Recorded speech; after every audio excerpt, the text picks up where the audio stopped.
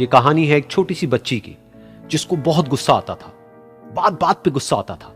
और जब उसको गुस्सा आता था तो वो ये नहीं देखती थी कि उसके सामने कौन है, और जो उसके मन में आता था वो सब बोल देती थी।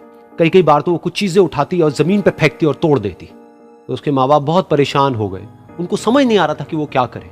उन्होंने बहुत कोशिश करी उस बच्ची को समझाने की अलग अलग तरीके से, लेकिन वो बच्ची समझ ही नहीं रही थी।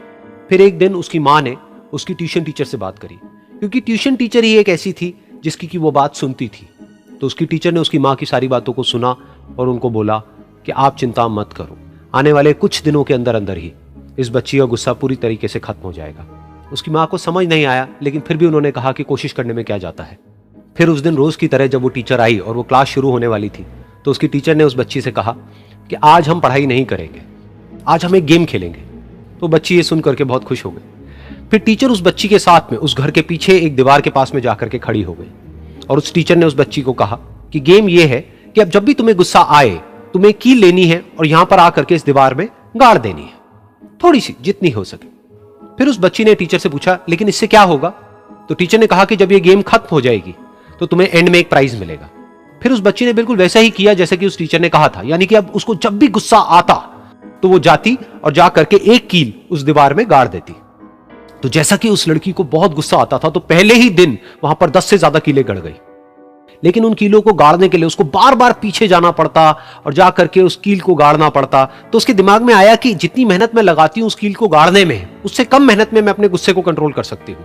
अगले दिन 8 कीलें गड़ी, उसके अगले दिन 6, फिर 4, फिर 3, फिर 2, फिर 1। फिर एक ऐसा भी दिन आया जब एक भी बार उसको गुस्सा नहीं आया और एक भी कील उस दीवार में नहीं गड़ी, और वो बच्ची बहुत खुश हो गई। खुशी खुशी वो अपनी टीचर के पास में गई और जाकर के उनको बताया कि देखो मैम, आज मैंने एक भी कील उस दीवार में नहीं गाड़ी है, क्योंकि मेरे को एक बार भी गुस्सा नहीं आया है। तो मैम ने उसको थोड़ी सी शाबाशी दी और मैम उसके साथ में उस दीवार के सामने जाकर के खड़ी हो गई। अब मैम ने उस बच्ची को कहा कि गेम अभी खत्म नहीं हुई है, अब तुम्हें क्या करना है कि जिस भी दिन तुमको बिल्कुल भी गुस्सा नहीं आता है, उस दिन के एंड में तुम एक कील को इस दीवार से निकाल दोगी। तो बच्ची ने वैसा ही किया, लेकिन क्योंकि कीलें बहुत ज्यादा थी तो 1 महीने से भी ज्यादा टाइम लग गया उन सारी कीलों को बाहर निकलने में। लेकिन एक दिन ऐसा भी आया जब सारी कीलें उस दीवार से बाहर निकल गई। फिर वो बच्ची बहुत ही खुश होकर के अपनी टीचर के पास में गई और जाकर के बोला कि अब उस दीवार में एक भी कील नहीं है। तो उसकी टीचर उस बच्ची के साथ में उस दीवार के सामने जाकर के खड़ी हुई, उसने देखा कि एक भी कील नहीं है दीवार में। फिर उसको उसकी एक फेवरेट चॉकलेट गिफ्ट करी और बोला कि तुम इस प्राइज को जीत गई हो। बच्ची बहुत ही खुश हो गई। फिर टीचर ने उस बच्ची से पूछा कि क्या तुमको इस दीवार में कुछ नजर आ रहा है? तो बच्ची ने कहा, नहीं मैम, इसमें तो कुछ भी नहीं है, सारी कीलें निकल चुकी हैं। तो उस टीचर ने कहा, एक बार ध्यान से देखो, शायद कुछ नजर आए। तो उस बच्ची ने दोबारा देखा और कहा, वो जो कीलें मैंने गाड़ी थी उसके कुछ निशान मुझे नजर आ रहे हैं दीवार में।